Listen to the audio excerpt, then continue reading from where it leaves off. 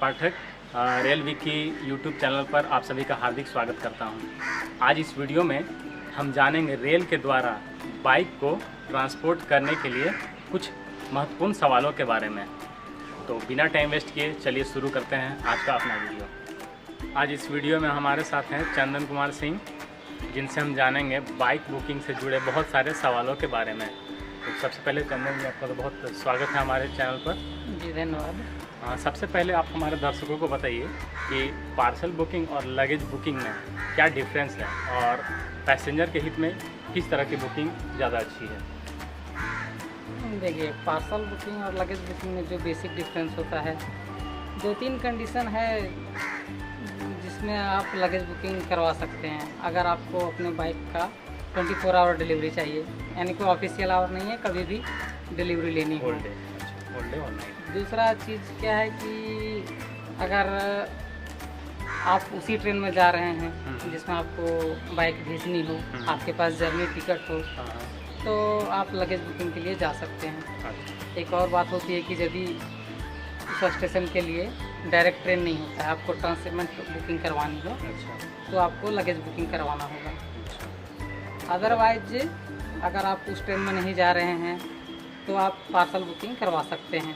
Direct उस station के लिए ट्रेन उपलब्ध हो तो पार्सल बुकिंग अच्छा है। कुछ कंडीशन में मतलब हमारे पैसेंजर्स को के लिए पार्सल बुकिंग अच्छी है, तो कुछ लगेज बुकिंग। हमारे बहुत सारे दर्शक ये जानना चाहते हैं कि बुकिंग चार्जेस जो मतलब बुकिंग में लगता है, उसके बारे में कुछ बताइए। देखिए, चार्जेज एक्चुअली कोई फिक्स चार्ज नहीं होता है, उसका वो बहुत सारी चीज़ों पे डिपेंड करता है, जैसे डिस्टेंस कितना है, टाइप ऑफ ट्रेन, आप जो वैल्यू डिक्लेयर कर रहे हैं वो कितना है, बाइक की प्रेजेंट है। हाँ, अच्छा। वो सब पे डिपेंड करता है।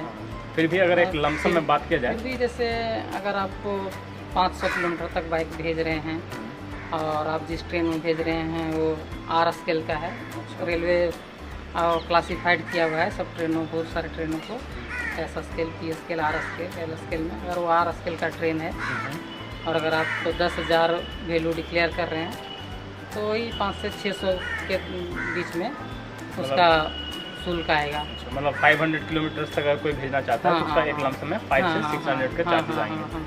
अभी एक ऐप भी है, PMS ऐप, यात्रियों की सुविधा के लिए, उसमें भी आप एक बार चार्जेस देख सकते हैं। हाँ, चार्जेस देख सकते हैं। ये बहुत अच्छा बताया आपने हमें हमारे दर्शकों को इससे बहुत फ़ायदा होगा। ये तो हो गई चार्जेस की बात। अब आप हमें ये बताइए कि बुकिंग कराने के लिए जो ज़रूरी डॉक्यूमेंट्स हैं वो क्या क्या है। डॉक्यूमेंट में देखिए, एक तो रजिस्ट्रेशन सर्टिफिकेट बाइक का होना चाहिए, वो ज़रूरी है। दूसरा में ऑनर का ID प्रूफ होना चाहिए, Aadhaar card, PAN card, voter card, जो भी वो लिस्टेड डॉक्यूमेंट है वो होना चाहिए।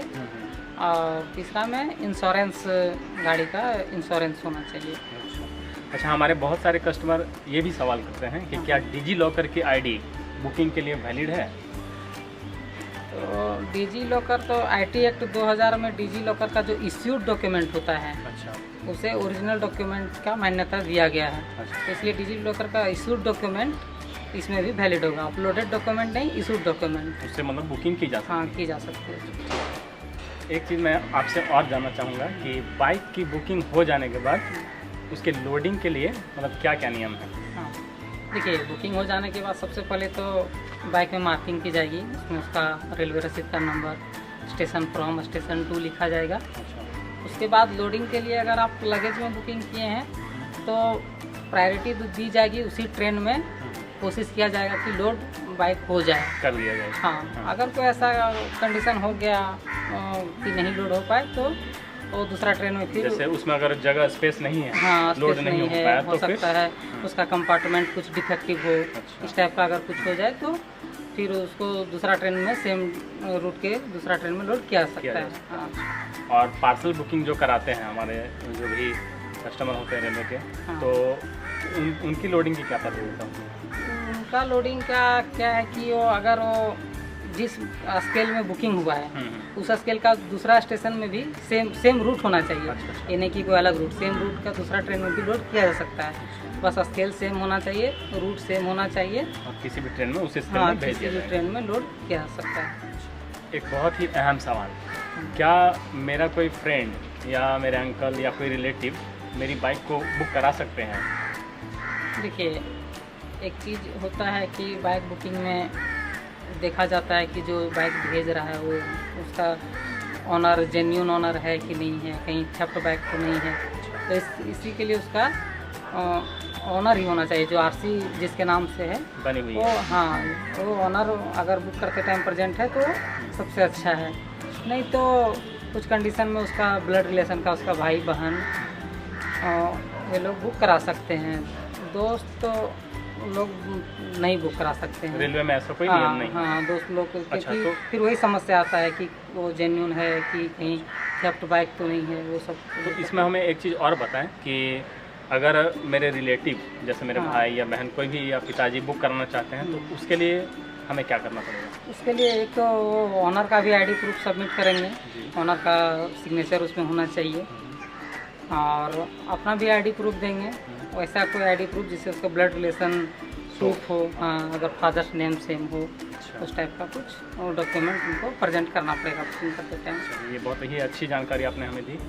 एक आखिरी सवाल मैं आपसे ये जानना चाहूँगा कि जब हमारा बाइक डेस्टिनेशन स्टेशन पे पहुँच जाता है तो रेलवे के प्रमाइसेस में कितने देर की हमें छूट मिलती है, और उसी से रिलेटेड एक टर्म आता है वारफेज चार्ज, स्थान शुल्क, उसके बारे में कुछ बताइए आप दर्शकों को। देखिए, इसमें भी पार्सल और लगेज में अलग अलग रूल है। लगेज में क्या होता है कि जिस टाइम आपका बाइक अनलोड हुआ है, जिस ट्रेन में? हाँ, अच्छा। जिस ट्रेन में जिस टाइम वो अनलोडिंग हुआ है उसी टाइम से वो 6 आवर्स तक वो फ्री ऑफ चार्ज है। अच्छा, फ्री टाइम 6 आवर्स? हाँ, उसी के अंदर आपको डिलीवरी ले लेनी है।